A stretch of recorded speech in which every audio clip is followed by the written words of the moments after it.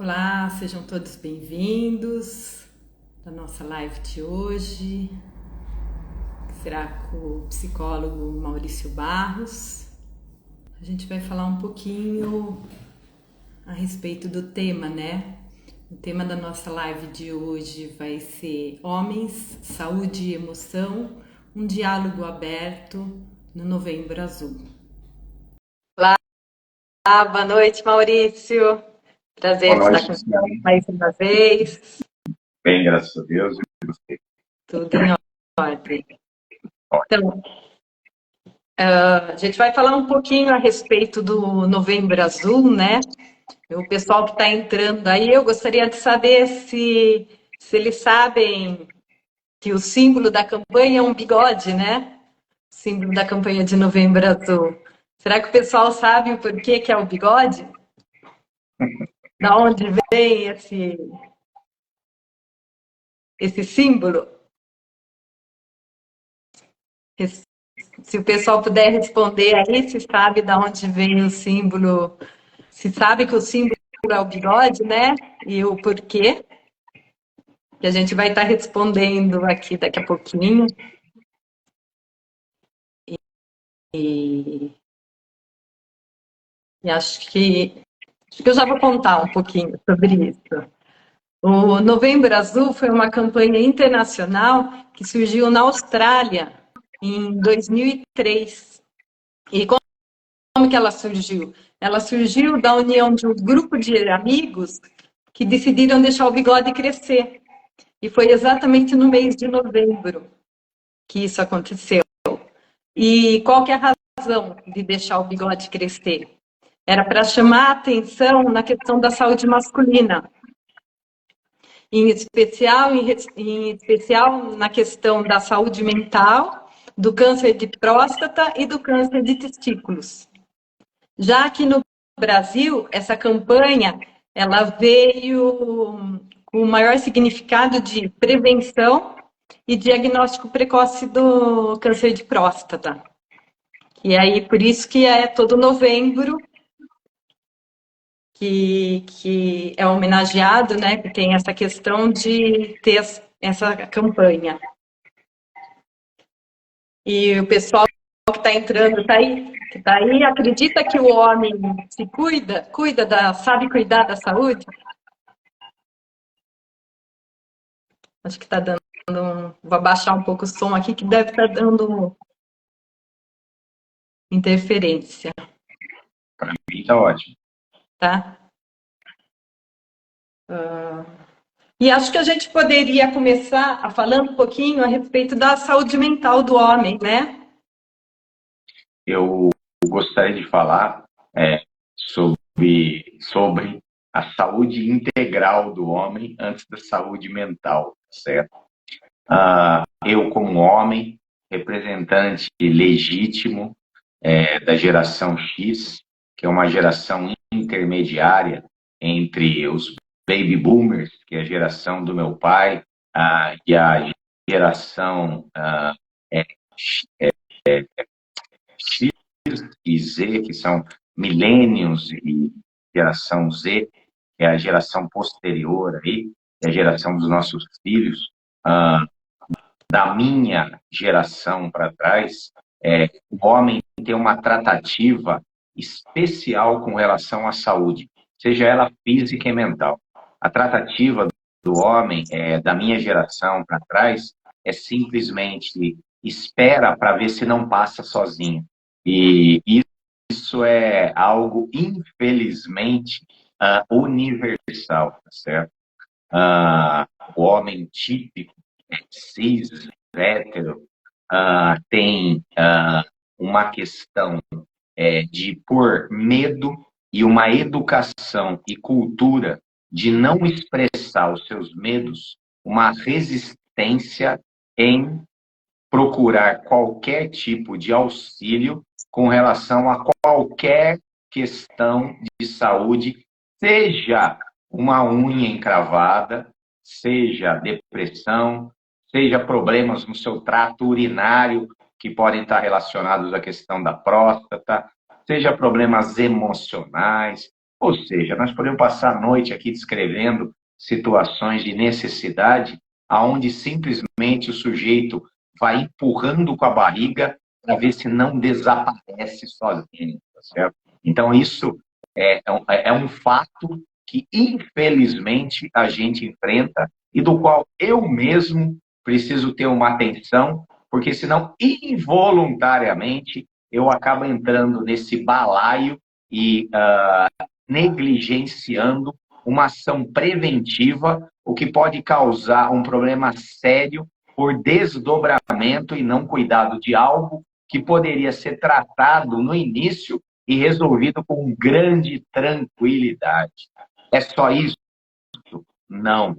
Nós, homens, também, como gênero especial, também temos uma característica maravilhosa de optar por situações insalubres e de risco.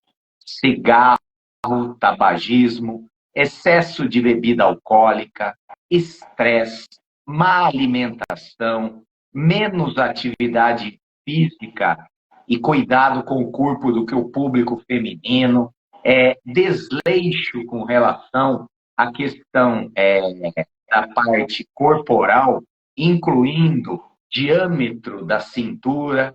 Então, assim, a gente, gordura abdominal, que é o que eu estou me referindo aqui, que é um dos grandes problemas e causas de adoecimento e de morte prematura. Então, a gente, assim, comparativamente com o gênero feminino, muito porcaria e muito sem vergonha. E eu posso falar isso porque eu tenho lugar de fala. Certo? Ô Maurício, mas isso você não acha que se deve por uma questão cultural? Sim. Porque, assim, se a gente for pensar lá atrás, a função do homem era prover, né? Então, a mulher não, a mulher era o cuidar. E daí, essa Exatamente. questão... A função... Não, pode completar, desculpa. Imagina. Então, essa questão, assim, o homem não aprendeu a cuidar. O homem, o lance dele era prover. A mulher não, o lance era cuidar. Então, o homem sempre dependeu mais da mulher para cuidar. Então, no entanto, que até hoje tem homens que se não, a mulher não pega na mão e não leva, o homem não vai. Você está dando uma explicação sociológica e eu gostaria de trazer uma explicação antropológica, biológica, tá certo? Desde a época das cavernas, houve uma separação muito clara, onde o homem saía em busca da caça e do alimento e a mulher se mantinha dentro do núcleo, provendo o cuidado e o afeto aos membros ali daquele grupo. Um homem que não estivesse apto a cumprir a sua função de caçar ou de ser o provedor, ele tinha uma menos-valia. Essa questão instintiva, ela está presente ainda no nosso cérebro primitivo, não no nosso cérebro evoluído, a gente chama de neocórtex, mas no nosso cérebro instintivo e primitivo. Então, eu posso te dizer, não só por uma experiência minha, mas pelos homens que eu atendo, essa geração para gerações anteriores, que o adoecimento era a privação ao trabalho, tá certo? Então, um homem com gripe, ele mesmo assim, ele iria trabalhar adoecido. Um cara machucado, ele ia dar o seu jeito para não perder a sua função de trabalho, porque o seu valor estava atrelado à sua capacidade produtiva. E aí, o desdobramento disso entra nessa questão sociológica aí que você trouxe, mais recente, aonde existe na nossa cultura essa prevalência da mulher agir como a provedora de cuidado, preocupação com relação à saúde, e ao homem tentar, de alguma forma, se manter na figura de ser um sujeito forte e dar conta de qualquer situação, não demonstrar fragilidade, porque homem não chora, homem não sente dor, homem não tem esse direito, tá certo? E a evolução disso é o entendimento da nossa humanidade e de que esses conceitos, eles são contraproducentes, negativos, prejudiciais e, inegavelmente, matemática e estatisticamente, fazem com que a gente dure muito menos do que vocês. E contra fatos não tem argumentos, tá certo? A gente morre antes mesmo porque a gente é desse jeito, infelizmente, tá certo?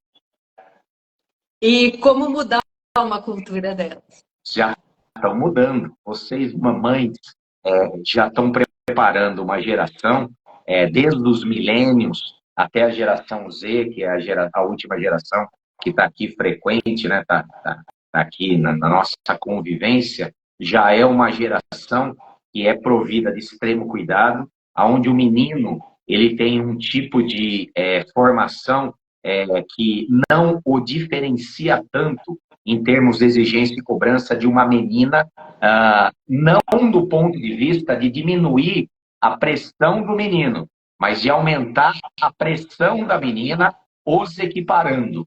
E os equiparando para essa questão positiva, que é extremamente justa, o que uma menina pode fazer, o que ela quiser, da mesma forma que o menino. Cabe ao menino também ter um espaço para demonstrar sua fragilidade e o seu adoecimento, tá certo? Então, nós vemos nas gerações mais novas uma prevalência maior de uma aceitação desse lado e uma não influência tão grande desses mecanismos de defesa, que é a negação do adoecimento por orgulho e por medo também, tá certo? Já está sendo melhorado, está sendo resolvido. O problema são os mais velhos, tá certo? É enfiar na cabeça do pessoal mais velho e precisa cuidar, tá certo? E é quem mais precisa mesmo hoje, tá? Porque, na verdade, existe um preconceito muito grande também ali, né? Principalmente agora falando na questão da prevenção ao câncer de próstata. Se você for pensar, a mulher, ela foi estimulada desde pequena, né? A ir no ginecologista. Então, assim, também não é uma coisa legal para a mulher ir lá na ginecologista e fazer o exame. Só que a gente, desde de menina, desde os 13, 14, acho que hoje já está bem antes, né? Está mais adiantado, a gente foi acostumada a ir e a ter todo o cuidado.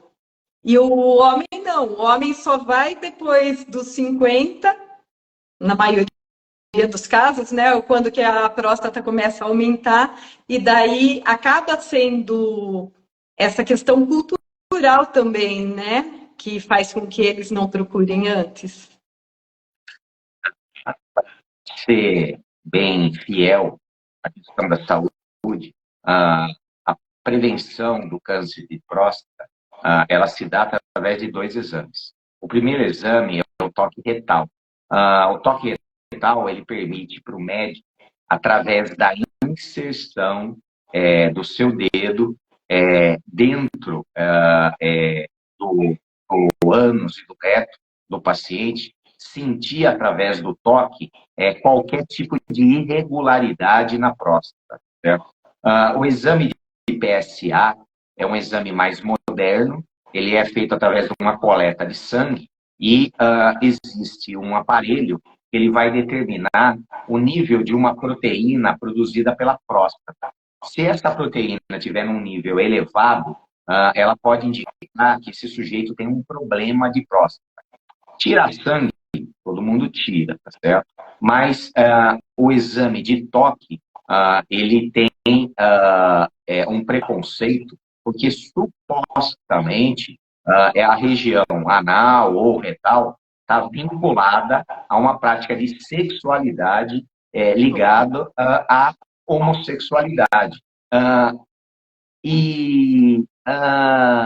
Esse tipo de afirmação, ela é praticamente ridícula, tá certo?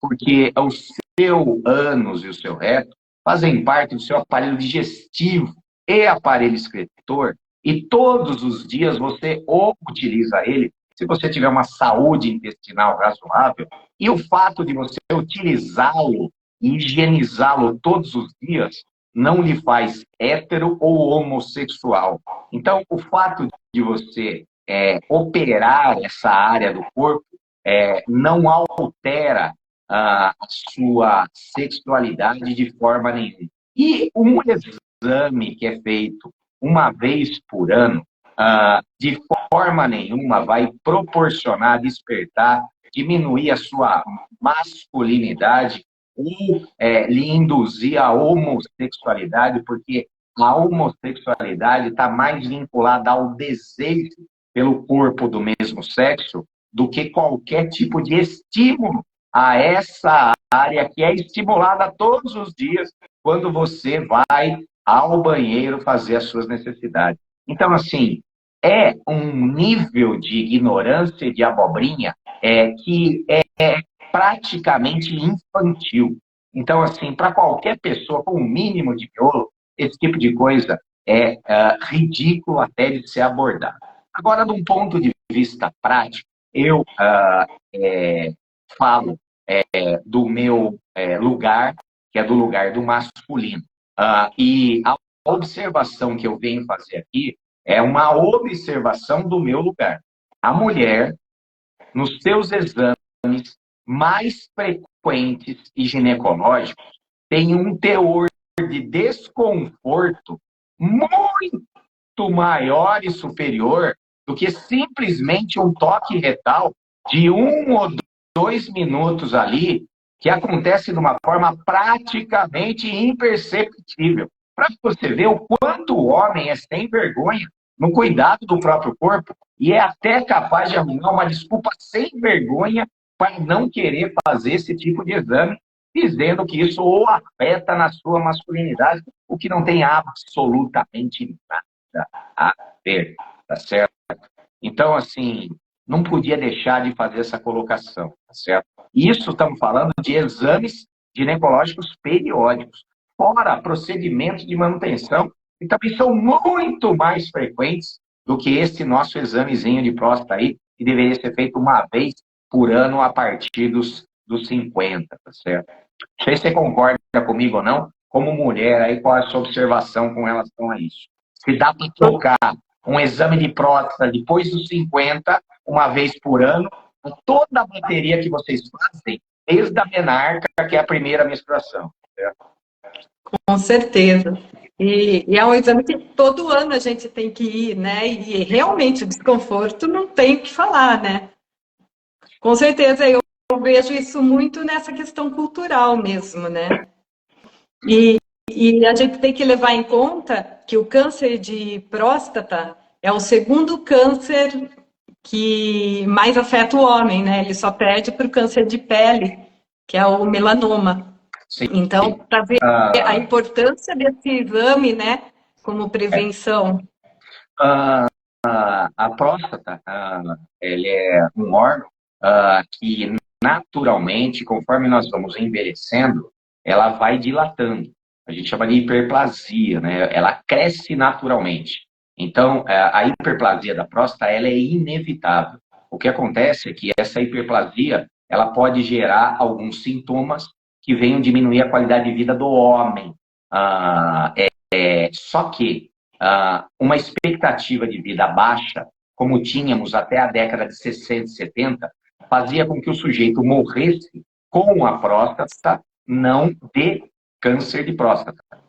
Com o aumento da expectativa de vida, hoje, em algumas regiões do Brasil que são mais desenvolvidas, o sujeito consegue chegar a 90, 100 anos, é natural a hiperplasia de próstata, uma próstata aumentada, e essa próstata aumentada merece um cuidado para que ela tenha, mesmo nesse aumento que é natural com o desenvolvimento da idade, o não desenvolvimento de sintomas e o não aparecimento da patologia que nós chamamos de câncer, que ele é dividido em 4 estágios. E para você que está me assistindo aí, homens e mulheres, especialmente mulheres, Tudo bem, tá certo? Ela falou que se depender do homem, ele não vai, tá certo? Então, cabe à mulher, filha, mãe, irmã, esposa, pegar o sujeito pela orelha, o colarinho, e levar até o urologista para que ele se cuide, porque senão ele vai morrer antes e ela vai ficar viúva com todos os bens dele e vai estar bonita e vai arrumar um outro cara, tá certo? Ah, sintomas comuns, dificuldade ao urinar de forma rápida e crescente, necessidade de urinar frequentemente, especialmente à noite, acordar várias vezes para urinar, dor e queimação durante a urina, presença de sangue na urina ou no sêmen e dor na região pélvica ou nas costas, principalmente na parte lombar. Esses são os sintomas mais comuns de que a sua próstata ela pode estar com algum problema, seja uma inflamação ou qualquer outra patologia que merece um exame, inicialmente PSA e exame de toque, e depois, a partir do diagnóstico, o tratamento necessário, tá certo? O exame PSA e o exame de toque podem fazer o diagnóstico. E a partir do diagnóstico, quanto mais precoce for, da mesma forma que eu comentei o mês passado sobre o câncer de mama, a benignidade é muito elevada, tá certo? Não mata se for diagnosticado precocemente. Como eu falei para vocês, o câncer de próstata se divide em 4 estágios. O primeiro estágio, o câncer ou a hiperplasia, ela é pequena e ela é simplesmente confinada à próstata. Então, a próstata, ela simplesmente aumenta um pouco, o que pode obstruir o canal urinário ou causar algum tipo de desconforto. No estágio número 2, o câncer ainda está dentro da próstata, mas pode ser maior e aí aumentar o risco. Nesse estágio número 2, é inegável que o sujeito já tem conhecimento de que tem alguma coisa errada, porque ele vai urinar e aí, em vez de um fluxo contínuo, é um gotejamento. E esse gotejamento é constante, desconfortável, às vezes dores, dependendo do quanto o sujeito fica sentado, esse tipo de questão pode afetar mais ou menos. Não se tratando, não fazendo exame, o estágio 3, aí a vaca já está começando a ir para o brejo com as 4 patas. O câncer já está fora da próstata, mas não tão longe, atingindo os órgãos próximos. E por último, o estágio 4, o câncer já se espalhou para outras partes do corpo, se tornando metastático, que aí é um risco profundo para o sujeito. Só que esse processo todo, ele tem um desenvolvimento onde os sintomas são claramente perceptíveis. E o sujeito não vai por falta de conhecimento ou por orgulho. E aí cabe uma comunicação para que, se for necessário, a gente leve essa pessoa à revelia, porque nós estamos salvando a vida do sujeito. Mas seria muito adequado que você, que tem a minha idade, tem 55, ou mais, dependente de até onde você chega, você ter esse nível de cuidado. Por quê? Porque o exame é muito tranquilo e a terapêutica nos estágios iniciais é extremamente tranquila.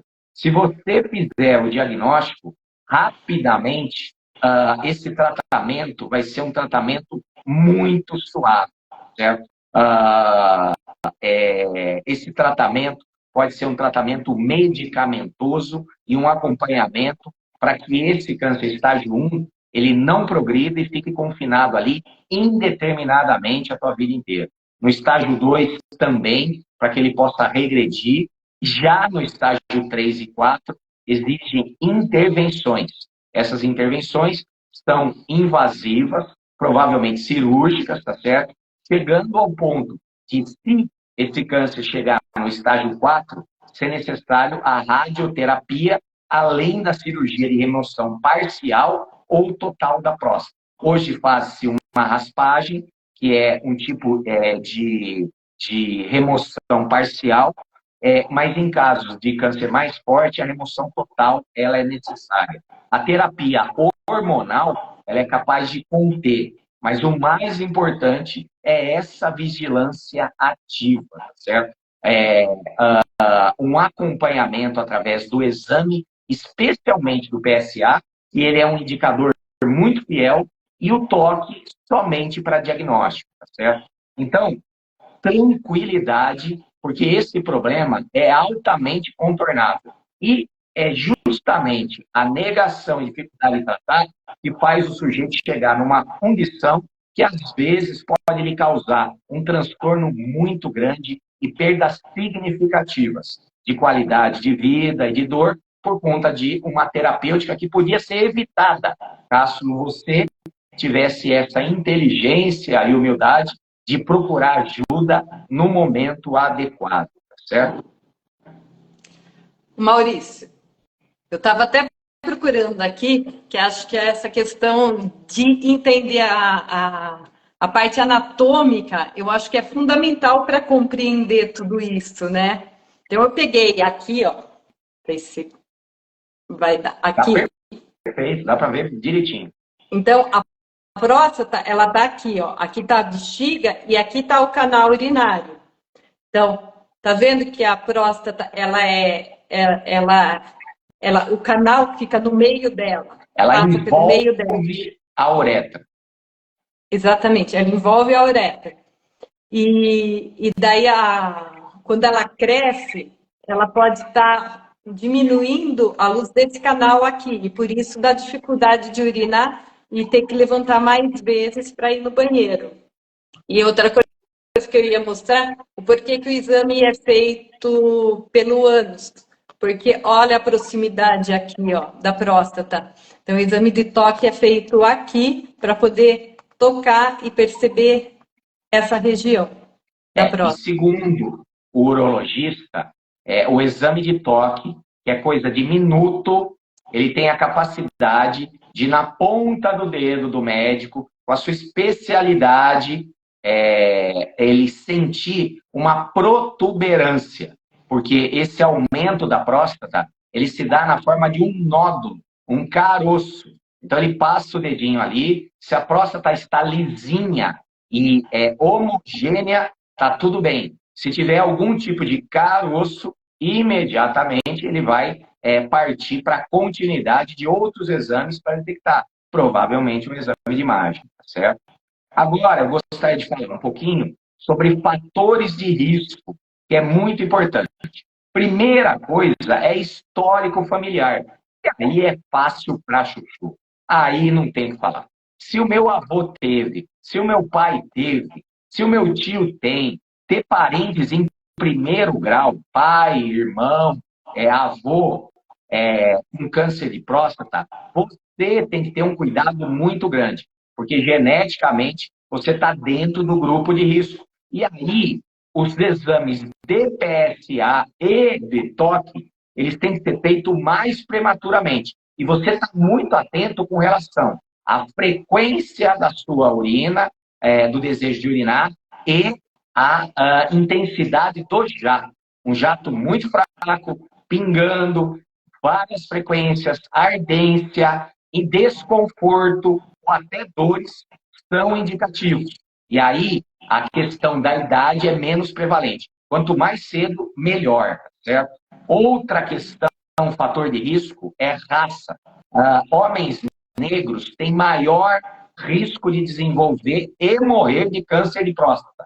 Então, se você tem a sua melanina mais escura, vá procurar ajuda, porque estatisticamente a chance é maior, certo? E a questão da idade. O risco aumenta com a idade, sendo mais comum a partir de 50 anos. Porém, se eu tiver a pele negra e tiver histórico familiar, eu já começo a prestar atenção a partir dos meus 40 anos, é algo adequado ali para eu estar atento com relação a isso. Perfeito?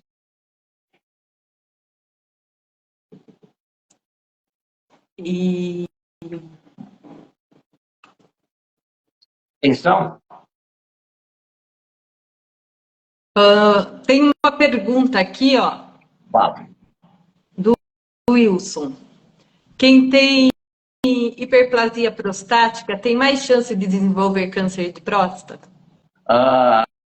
Não necessariamente, tá certo? Não existe uma relação. A hiperplasia, ela merece um acompanhamento maior, tá certo? A hiperplasia, como eu falei para vocês, ela faz parte da natureza do homem.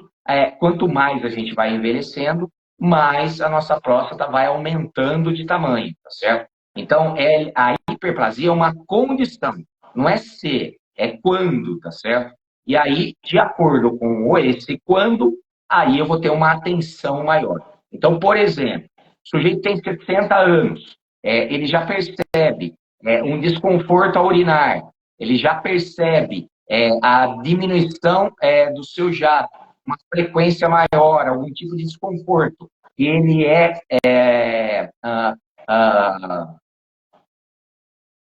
intermitente, essa pessoa ela vai ter uma frequência ao urologista maior, porque esse tipo de coisa precisa ser monitorado, tá certo?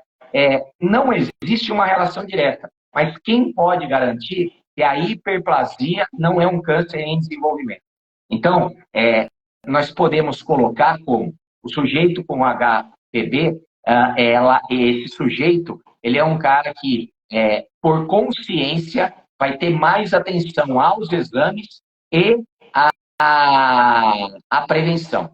E o que eu aconselho, por experiência própria, por trabalhar nessa área e trabalhar muitos anos em laboratório médico, você fazer os seus exames de PSA sempre no mesmo laboratório, num laboratório de qualidade, e você arquivar os seus exames de PSA, fazendo um acompanhamento da evolução do seu índice de hormônio prostático, tá certo? Porque aí você vai ter uma série histórica e vai estar acompanhando. Se de uma hora para outra deu um aumento muito grande, imediatamente procurar o urologista para o aprofundamento da investigação e diagnóstico. Então, o que eu quero dizer? Quem tem hiperplasia já diagnosticada é o cara que vai ter uma atenção maior a essa parte do corpo. Mas e a mulher? A mulher que tem um útero policístico, a mulher que tem qualquer tipo de questão ligado à parte ginecológica, ela é uma mulher que tem um cuidado e uma atenção maior ao seu aparelho reprodutor feminino. Igualzinho, tem que fazer igual a mulher. Tem uma outra pergunta aqui também. O aumento do PSA está sempre relacionado ao câncer de próstata? Espera aí, eu vou precisar da ajuda de um amigo aqui, tá certo?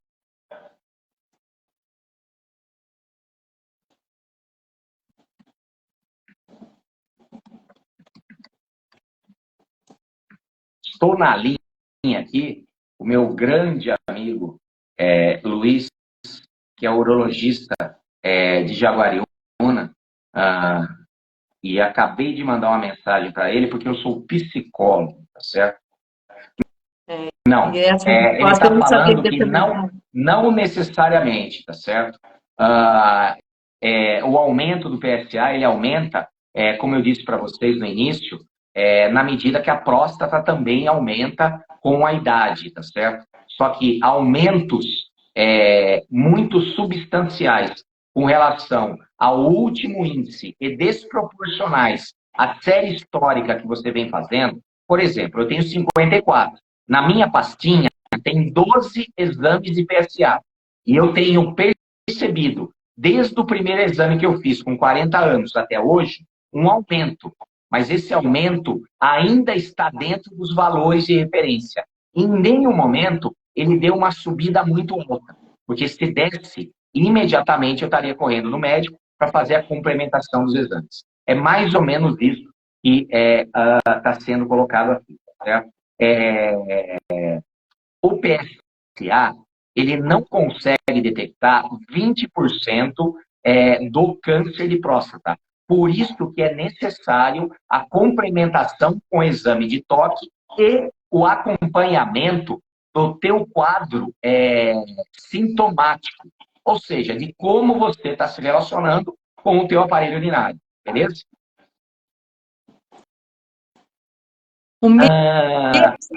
Viu? Maurício, o meu PSA deu lá em cima. Eu estou com dificuldade para urinar com ardência. É câncer de próstata? Essa pergunta é que todo mundo faz, tá? Porque qualquer coisa que dá, todo mundo tem medo de ter câncer, certo? É como se câncer fosse uma doença. Não, câncer é o nome dado a mais de 100 tipos de doença. E a maior parte delas é benigna, algumas são malignas. E mesmo as mais malignas, se for detectada de forma precoce e tratada, o índice de sobrevivência é muito alto. Então, vamos voltar lá àquilo que eu perguntei. Qualquer coisa que me der na próstata é câncer de próstata? Não. Existem outras doenças relacionadas ao aparelho urinário. Uma infecção urinária causa o mesmo sintoma.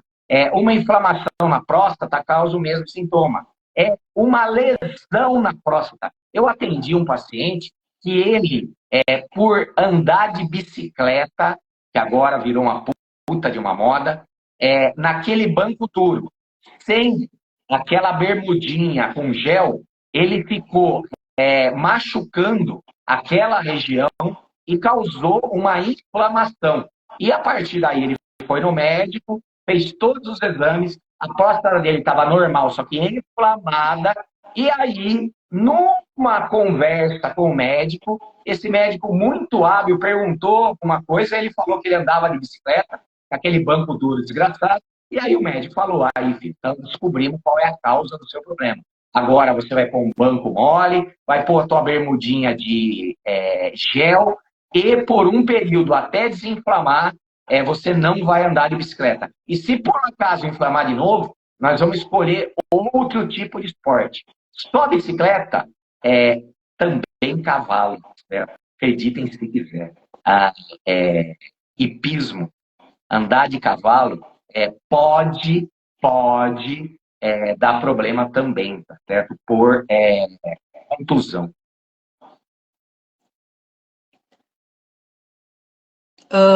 A mulher, como que a gente falou no mês passado, que eu até comentei de uma paciente que, com medo do câncer, que ela descobriu um nódulo, tal, foi deixando, tal, até que não teve mais jeito. Isso acontece com o homem também? Acontece muito, tá certo? O cara vai negando, até que chega num determinado ponto que uma condição clínica, onde ele já não consegue mais urinar, a ponto de ser levado para uma hospitalização, aí é diagnosticado como um câncer de próstata não tratado, e aí o trabalho é muito maior. Primeiro, a passagem de uma sonda que não é agradável, tá certo?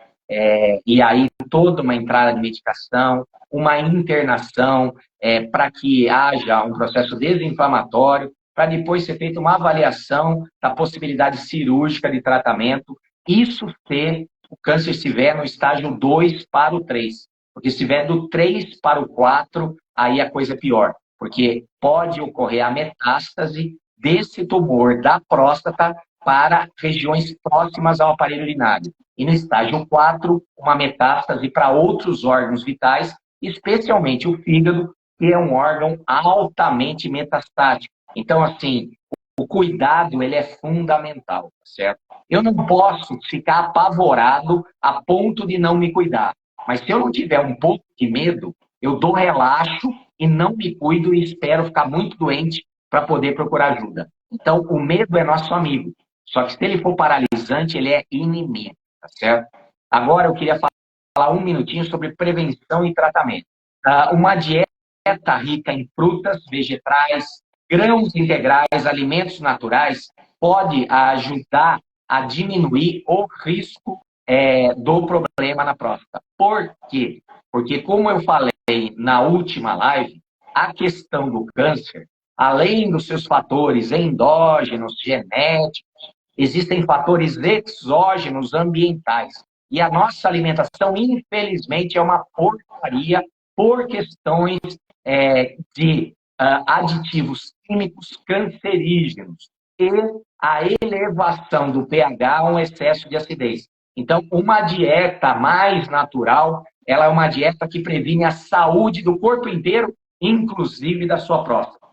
Evitar alimentos ricos em gordura saturada e alimentos ultraprocessados e alimentos de alta acidez por conta dos aditivos que são os conservantes, acidulantes, edulcorantes, seria muito saudável, não só para a sua próstata, mas para qualquer órgão que pode manifestar algum tipo de câncer. Outra coisa fundamental, estilo de vida. Manter uma rotina de exercício físico regular é fundamental. A atividade física gera o equilíbrio do corpo, autorregulação, e gera também a ativação daquilo que o seu organismo recebeu como autodefesa, que é o teu sistema imunológico. Um sujeito que tem uma vida sedentária, má alimentação e estresse, o sistema imunológico dele, entenda o seguinte, falar neurologia agora, as células do seu corpo, tirando o neurônio, que tem mais terminações nervosas, são as células do teu sistema imunológico. Isso quer dizer o quê? Que um sistema nervoso abalado é um sistema nervoso que não tem as endorfinas de uma atividade física, está sempre estressado, alimentando questões de negatividade, sentimentos ruins, mágoa, ódio, esse tipo de coisa, afeta esse sistema nervoso, o sistema imunológico, e o sistema imunológico pobre, ele dá uma abertura a um contra-ataque a qualquer multiplicação celular desregulada que a gente denomina popularmente de câncer, tá certo? Então é muito importante. E aquilo que é o básico, evitar cigarro e excesso de álcool. Cigarro, a nicotina, o cigarro em si, ele tem mais de 200 substâncias que são venenosas e cancerígenas, e a nicotina em si, ela causa um prejuízo tremendo para o seu corpo, não só a pulmão e aparelho circulatório, mas também a todo o teu sistema físico corporal. E o álcool da mesma forma. Certo? Então, assim, não é incomum pessoas que têm o diagnóstico do câncer de próstata ter vivido uma vida extremamente desregulada, fumando e bebendo pra caramba, certo? Essa é a parte de prevenção, tanto com relação à comida quanto a estilo de vida, certo? E a alimentação não é só relacionado, fixando aí, né? Que não é só relacionado ao câncer de próstata, né? Qualquer tipo de câncer, né? Toda a questão alimentar, a questão de atividade física também, né? Que é fundamental. Exatamente. Tudo, saúde integral, certo? Saúde integral. Quer desenvolver saúde? Saia da vida sedentária, faça um mínimo de atividade física. E aí vem a dona Maria, que está assistindo a gente, e fala assim, mas eu faço atividade física, eu ando pela casa o dia inteiro. Dona Maria, andar dentro de casa não é atividade física, querida. Mas eu varro o quintal. Varrer o quintal não é considerado atividade física, senhora. Eu vou passar a senhora agora para conversar com a minha amiga Luciane, que é fisioterapeuta, e ela vai explicar o que é considerado atividade física. Porque eu sei que a senhora trabalha bastante, mas o que a senhora faz não se classifica como atividade física. A Lu vai explicar agora para você o que seria atividade física que tem contribuição para a sua saúde. Na verdade, atividade física, você teria que estar fazendo, no mínimo, hoje já consideram assim, de 4 a 5 vezes por semana, 20 minutos, você fazendo uma atividade contínua, você já consegue prevenir um determinado, vários tipos de câncer, né? Então, assim, atividade física não é você ir dar 2 passos, parar, arrumar alguma coisa, mais 2 passos, parar, arrumar outra coisa. Não, atividade física é o movimento contínuo por, no mínimo, 20 minutos. para trazer esse benefício para o nosso organismo. Que vai gerar uma movimentação no seu aparelho esquelético, no seu aparelho muscular, no seu aparelho cardiorrespiratório, liberando hormônios de uma forma geral. Mas a dona Maria, que está assistindo a live, ela manda uma mensagem para mim. Mas, doutor, o senhor não sabe, eu ando direto para casa, para lá e para cá. Mas, dona Maria, não é atividade física, senhora. É uma caminhada. Ah, mas a rua está toda esburacada. Dona Maria, desculpa de aleijado, é muleta. A senhora vai andar em qualquer lugar reto. Mas não fala para nós que andar dentro de casa é atividade física, varrer o chão é atividade física, porque não é. Não é. Não adianta. Não se engane. Isso é auto-engano. E mesmo porque a atividade física, ela também gera um estado mental, né? Quando que você está caminhando, você está com a cabeça livre de pensamentos, você está deixando seus problemas de lado, você não está fazendo, que nem quando você está fazendo em casa, você está fazendo com uma intenção ali de arrumar, e estar com a cabeça naquilo. Quando você faz uma atividade física, o máximo que você vai estar com a cabeça que teria que estar, né? Pensando em relação ao seu corpo mesmo. Exatamente. A atividade física, além de liberar endorfina, que é um hormônio que combate o cortisol, que é um hormônio do estresse, que é um dos grandes responsáveis pelo adoecimento do corpo e desenvolvimento de câncer, você ainda tem a modulação da sua frequência de ondas cerebrais. O seu cérebro é um aparelho eletroquímico, ele funciona com substâncias químicas, mas ele também tem uma corrente elétrica medida através de um eletroencefalograma. E o seu cérebro trabalha com frequências. Quando você está prestando atenção na minha live, a frequência do seu cérebro está alta. Quando você está deitada, relaxando, sem nada, a sua frequência é bem suave, tá certo? Quando você está na internet, rolando a tela, vendo vídeos, a sua frequência é alta. Quando você está fazendo uma caminhada, a sua frequência é baixa e relaxante. Quando você está meditando, a sua frequência é baixa e relaxante. Quando você está fazendo yoga, baixa e relaxante. Meditação, baixa e relaxante. Atividade religiosa, baixa e relaxante. Tudo isso lhe traz saúde. Isso falar que nossa, o que eu ando aqui dentro de casa, o que eu faço, já é mais do que uma academia. Para de mentir para você mesmo. A saúde que a senhora vai ter daqui a 5 anos depende da forma como a senhora cuida do seu corpo hoje. Naquilo que a senhora come, naquilo que a senhora faz de atividade, no nervoso desnecessário que a senhora passa e, especialmente, abrindo mão da desgraça que é o cigarro e da bebida, que é um veneno para o seu organismo. Você não é muito radical? Sou. Trabalho lá na clínica Fazenda Palmeiras, e lá hoje nós estamos mais ou menos com umas 90 pessoas internadas por alcoolismo. É por isso que eu sou radical. Vamos falar sobre tratamento agora? Opa! Tratamento disponível, tá certo? Primeira coisa, é a prevenção através dos exames e da auto-observação do próprio corpo. Segundo lugar, a gente tem a vigilância ativa, que é o monitoramento através dos seus exames e do toque.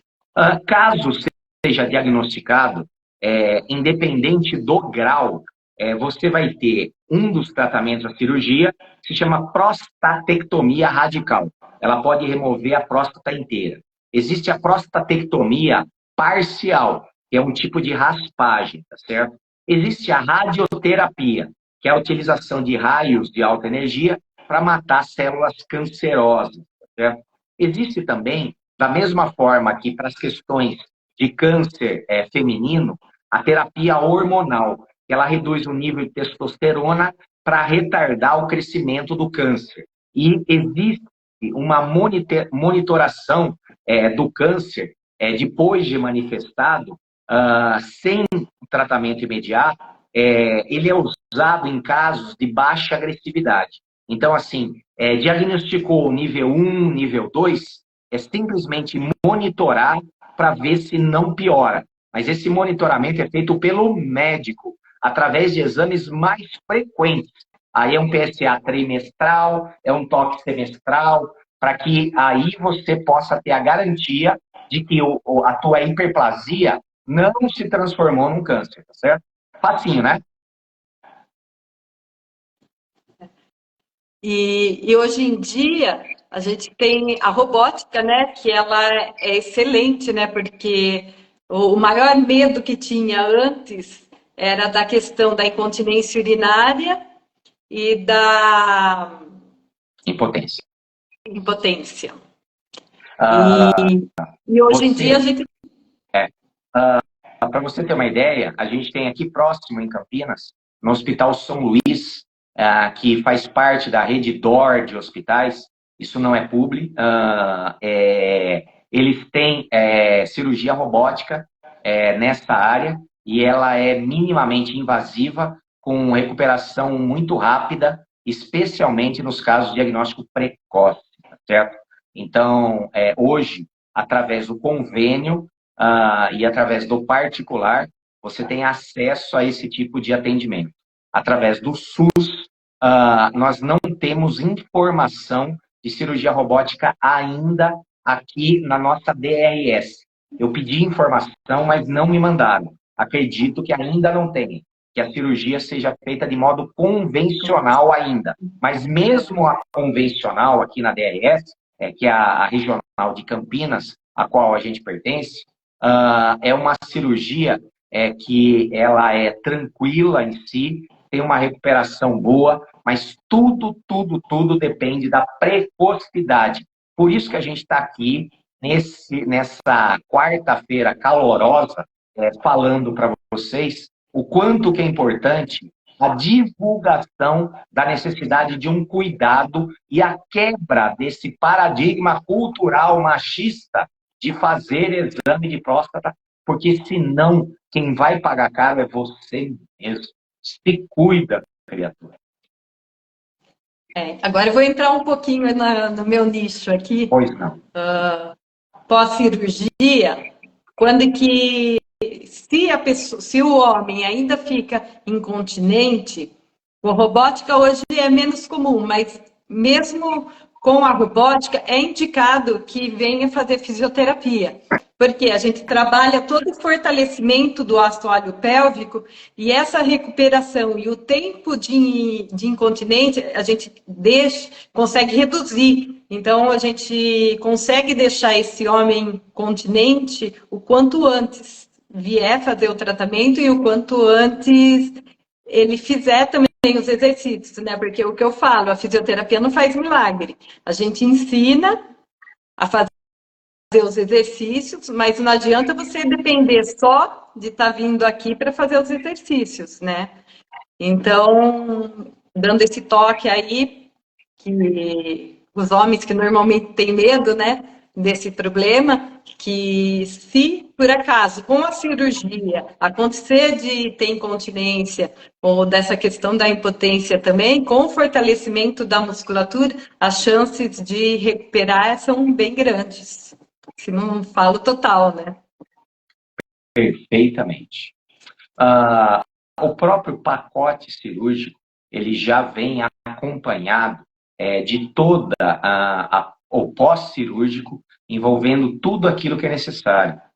De acordo com o estágio, é feito um protocolo para cada estágio, cada intervenção. E cada protocolo tem um acompanhamento multiprofissional, inclusive nos estágios 3 e 4, é indicado inclusive um acompanhamento psicoterápico para poder trazer para essa pessoa uma tranquilidade e um espaço seguro para ele poder falar dos seus medos, dos seus preconceitos, das questões que dificultam ele enfrentar essa questão. Afinal, se para a mulher o câncer de mama e a mamoplastia é simbolicamente a perda de uma parte da feminilidade, qualquer tipo de procedimento ligado a essa questão, para o homem tem uma representação e um medo inconsciente da questão da sua virilidade e do seu falo, da questão do pênis em si. Então, nós temos a disponibilidade de acompanhar psíquica e emocionalmente esse momento e trazer para essa pessoa o conforto e o acolhimento aos medos que ele tem e trazer a informação que vai afastar o medo e gerar o enfrentamento necessário para ele tratar essa condição que é extremamente comum, necessária, e hoje, com essa medicina avançada, tem cura desde que você seja humilde e inteligente a ponto de fazer os exames necessários. É para isso que nós estamos aqui. Novembro o azul é para conscientizar sobre prevenção. É mais barato prevenir. Essa questão, com certeza. Essa questão que você levantou a respeito do tratamento psicológico, eu tenho um relato aqui. Tem um paciente que fez todo o tratamento pela incontinência, ele ficou continente, mas ele continuou tendo problema de ereção. E no retorno com o médico, eu falo que os médicos têm que ter muito cuidado com o que falam. O médico falou que poderia ser uma questão emocional, como que a mulher está ali e tal, dele acabar se cobrando muito nessa questão com a mulher. E fez assim, talvez de uma outra forma consiga funcionar e dê tudo certo. O que ele fez? Não. Arrumou uma amante. Tá. Ops, sensacional, que solução criativa. Total. E daí acabou dando problema, que a amante entrou em contato com a mulher e tal, deu um maior rolo. Aí ele voltou para mim contando toda essa história. E aí ele falou assim, mas foi o médico que mandou. Não, na verdade, o médico não mandou. Sensacional. O pessoal adora pôr palavra na nossa boca, né? Exatamente. O médico que falou que se eu não fosse com a minha mulher, talvez funcionasse. E funcionou. Mas aí não. Aí a questão dele era uma questão mais psicológica, né? Como que é essa questão da pressão que existe em relação à família? Para o homem. Olha, é muito individual, é muito subjetivo, certo? Quando a gente cita um caso, tem como finalidade ilustrar uma ideia, tá certo? E não existe uma regra geral para isso. O que eu posso dizer, o que o médico falou, é muito coerente, tá certo? Tanto que existem clínicas especializadas em impotência masculina, e essas clínicas têm protocolos de atendimento onde eles vão primeiro buscar causas orgânicas para depois buscar causas emocionais. As causas orgânicas são facilmente detectáveis através de exames.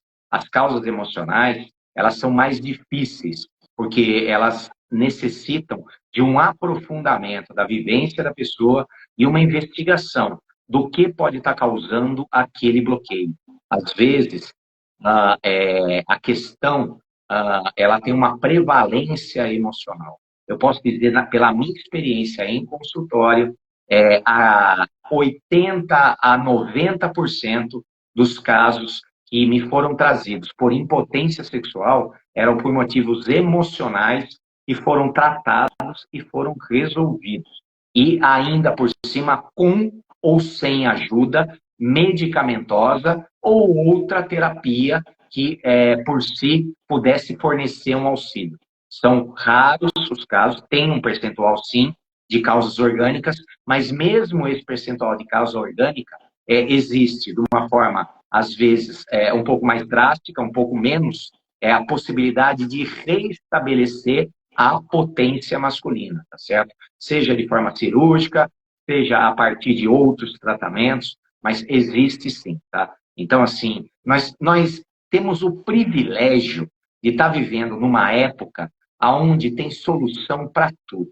Você, homem que está me ouvindo, há 40 anos, não, vamos mais, há 50 anos atrás, o sujeito era careca, ele era careca. Hoje eu compro o cabelo, não posso falar aqui, senão o doutor vai ficar chateado comigo, mas vocês sabem do que eu estou falando. Antes caiu meu dente, eu tinha que pôr uma dentadura. Agora eu faço implantes que são mais fortes, eu posso comer torresmo, que antigamente não podia. Eu era barrigudo, hoje eu faço uma cirurgia. Eu tinha problema de impotência, hoje eu tenho remédios e tenho até cirurgias para implantação de próteses. De verdade, se a pessoa realmente quiser, ela vai atrás e a medicina vai dispor para ela recursos para ela resolver as suas questões e ter uma vida feliz, saudável e abundante. Mas para que isso aconteça, é necessário iniciativa. Tirar o bumbum da cadeira e ir atrás daquilo que você acha importante que é. Só que uma grande parcela das pessoas, infelizmente, vem me procurar aqui, eles têm um prazer e uma satisfação enorme em reclamar, mas também não querem mover uma palha para ir atrás de alguém ou algo que resolva definitivamente a sua situação e o seu problema. E aí nós chamamos isso de gozo pela reclamação. Eu tenho uma satisfação em que reclamar e do que reclamar, e isso de alguma forma sustenta uma queixa que é direcionada a algo que eu mesmo poderia resolver. Eu não sei se ficou muito complexa essa minha fala, mas eu queria que vocês soubessem que, em resumo, desculpa de aleijado é muleta. Quem quer faz, quem não quer inventa desculpa, porque recurso tem. Ah, mas é caro. Se eu somar 2 maços de cigarro, você fuma por dia, num prazo de 1 ano e meio, você é capaz de pagar um implante dentário superior e inferior. Se eu somar tudo aquilo que você gasta de bebida, Heineken, caipirinha, seja lá o que for, num prazo de 1 ano, você faz um implante capilar. Se somar, então, assim, tudo é uma questão de escolha. Então, assim, veja bem e cuidado com que psicólogo que você vai conversar. E pode ser que você escute uma coisa que você não gostaria de ouvir, certo? Acho que o nosso tempo está já esgotando. Eu gostaria de agradecer. Deu para falar bastante coisa, não deu? Deu. Eu gostaria de agradecer a sua presença, a presença de todos, e vamos fazer os exames preventivos. Homens, vamos se cuidar mais. Mulheres, ajudem os homens. Ajuda. E é isso. Gratidão. Essa história de mulheres ajudem os homens, não se contente com o não.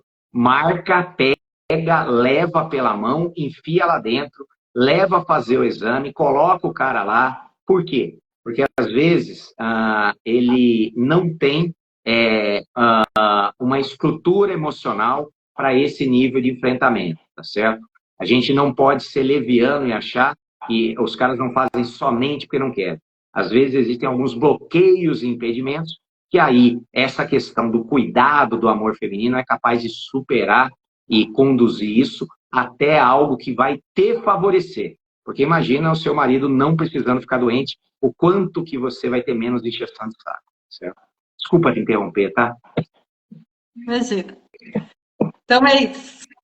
Gratidão e até a próxima. Tchau para todos.